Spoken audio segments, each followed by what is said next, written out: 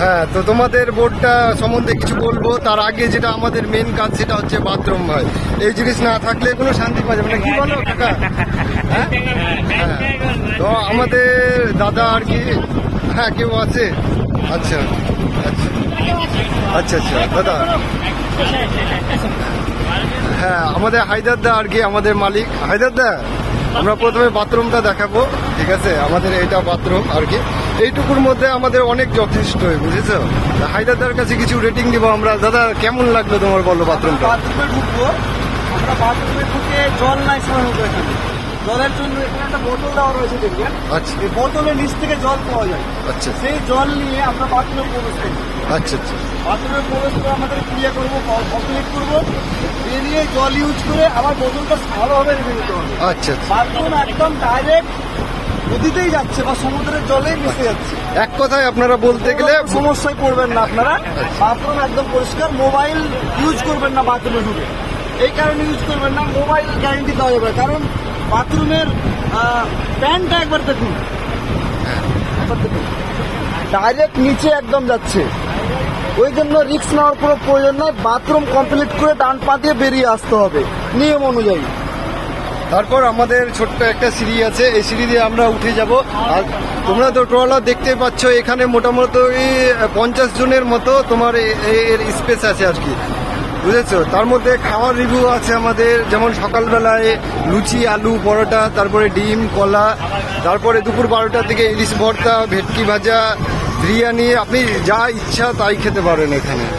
এই যে আমাদের ট্রলারগুলো, ভিউগুলো দেখে নেন আপনারা।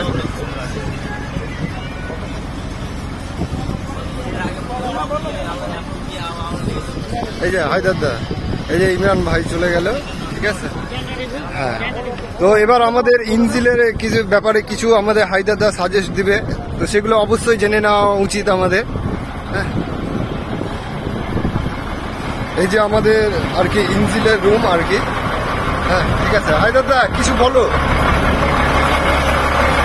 আমাদের ইঞ্জিন জল ডিস্ট্রিবিউট হচ্ছে, এবার ইঞ্জিনের ব্যাপারে ইঞ্জিনের একটা ভীষণ আওয়াজ, ওই জন্য আমরা সামনে গিয়ে ইঞ্জিনের রিভিউটা দেবো। আচ্ছা আচ্ছা,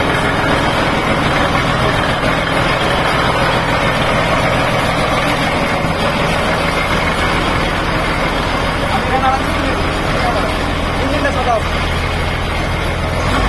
এই ইঞ্জিন দেখছেন L96 ইঞ্জিন, মেরিন ইঞ্জিন দিয়ে তৈরি। ইঞ্জিন সাধারণত রেডিয়েটর ইউজ করা হয় না, নদীর জলকে দিয়েই ইঞ্জিন ঠান্ডা করানো হয়। ডিজেল চালিত ইঞ্জিন, ইঞ্জিনের ক্যাপাসিটি অনেক। এই ইঞ্জিন দিয়ে বোটটি চলাচল করে এবং সামনে গিয়ার আছে, পেছন গিয়ার, রীতিমতন ট্রাক বা গাড়ির মতো গিয়ার সিস্টেম রয়েছে, গিয়ার বক্স রয়েছে।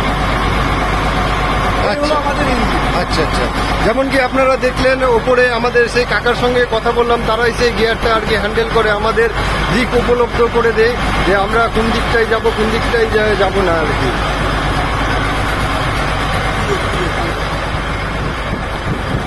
এই যে দেখেন আপনারা ভিউটা একবার দেখেন, শুধু